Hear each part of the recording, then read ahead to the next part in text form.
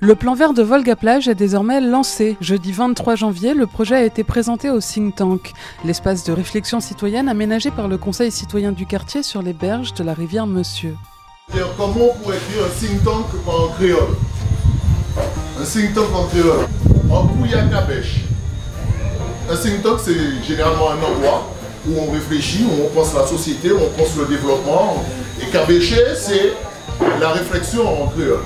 Et le lieu, il fallait le mettre dans notre symbolique. Et on a retenu la symbolique amérindienne avec le Pouy. Le plan vert prévoit l'aménagement et la valorisation des espaces verts dans un quartier urbain.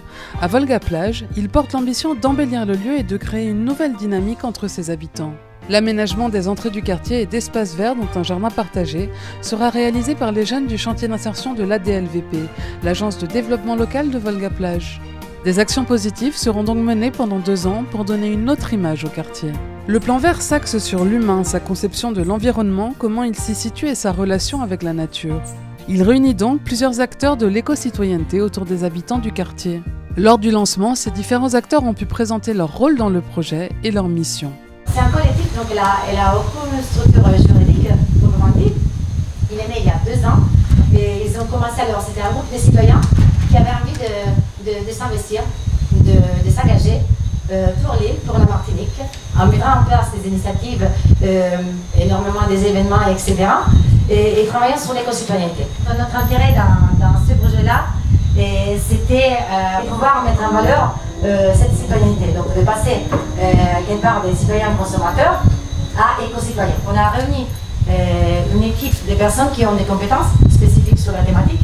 Nous, on travaille, on a un peu un rôle de coordinateur, et donc on travaille sur tout ce qui est la cohésion, la lutte contre la discrimination et la participation active de la citoyenneté. C'est une association de prévention des déchets, et plus précisément on œuvre dans la réutilisation et le réemploi de tout ce qui est déchets. On crée à partir de déchets. Voilà. Donc on redonne une seconde vie aux déchets, et avec comme philosophie d'avoir une approche plutôt esthétique, pratique et ludique. Je vais travailler avec les citoyens sur tout ce qui est la gestion de compétences personnelles et toutes les qualités que l'on a et que ce quartier a. Je suis persuadé qu'il y a des gens ici qui connaissent ce quartier mieux que moi et qui vont m'amener à comprendre ce quartier, mais aussi, moi je vais travailler avec eux surtout sur tout ce qui va être l'humain. Comment cet humain, dans ce quartier, avec toutes les problématiques que l'on a énoncées, mais surtout aussi avec toute cette transition, comment on va faire pour rester. Le plan vert est un véritable enjeu pour le quartier de Volga-Plage. Lieu de cohésion sociale, de production alimentaire, de bien-être écologique, mais aussi de citoyenneté, les effets de ces espaces verts s'inscriront dans le temps. De nombreuses études ont d'ailleurs déjà été faites sur l'impact positif de cette idée de nature dans le cœur de la ville.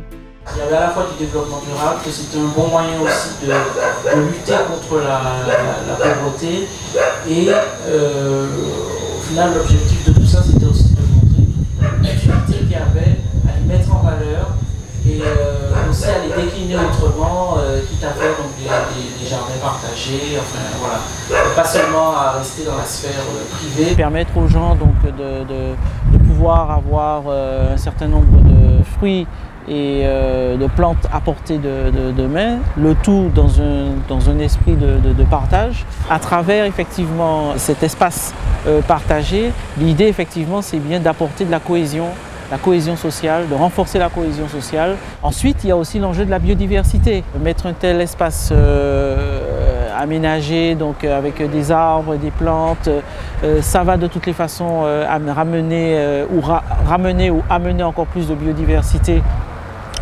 urbaine. Et le tout à chaque fois, encore une fois, en synergie, avec une synergie complète avec les habitants du quartier. En gros, montrez-moi votre jardin, je voudrais qui vous êtes. C'est-à-dire que dans les quartiers traditionnels de Fort-de-France, populaires traditionnels, on a vraiment un jardin qui a une vraie fonction nourricière. Et finalement, quand on passe dans les quartiers un petit peu beaucoup plus résidentiels, on a vraiment une fonction ornementale.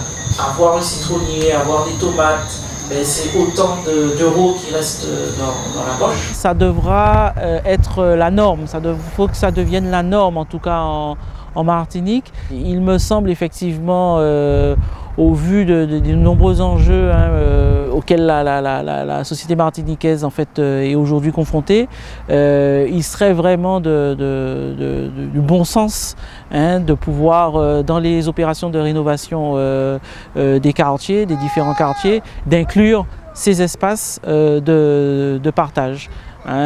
Qui en fait présente une kyrielle d'avantages, notamment aussi les relations intergénérationnelles entre les jeunes, entre les plus âgés, vous voyez, c'est fondamental. On a une très bonne connaissance en Martinique des plantes. De manière générale, Suzanne Césaire définissait l'homme martiniquais comme l'homme plante. Donc il y a vraiment un attachement très fort à la terre et au végétal.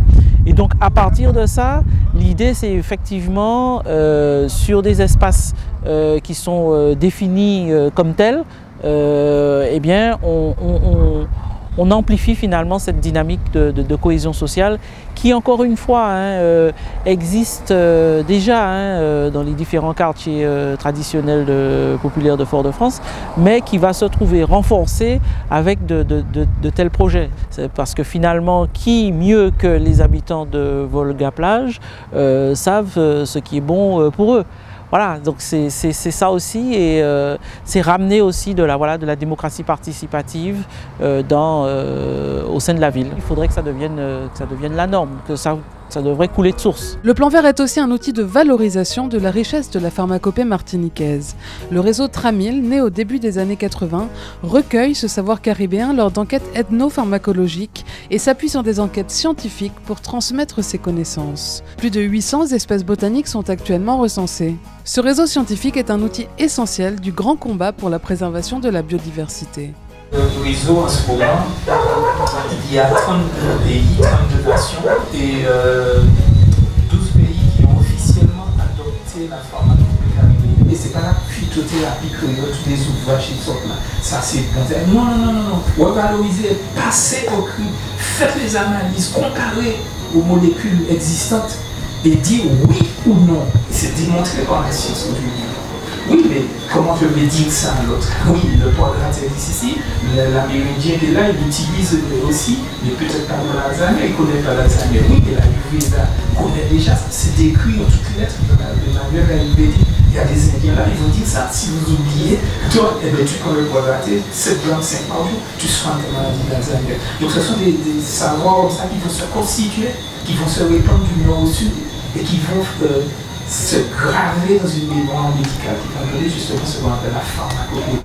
Il est aujourd'hui essentiel de porter une attention particulière à la relation homme, nature, société, et d'envisager ainsi le quartier avant tout comme un espace où le savoir se partage, se diffuse et peut être mis en débat. Il s'agit non seulement de diminuer l'impact environnemental du quartier, mais aussi de prendre en compte les caractéristiques sociales, économiques et culturelles de ses habitants afin de construire une nouvelle façon de vivre ensemble et de lutter plus efficacement contre la précarité et les discriminations.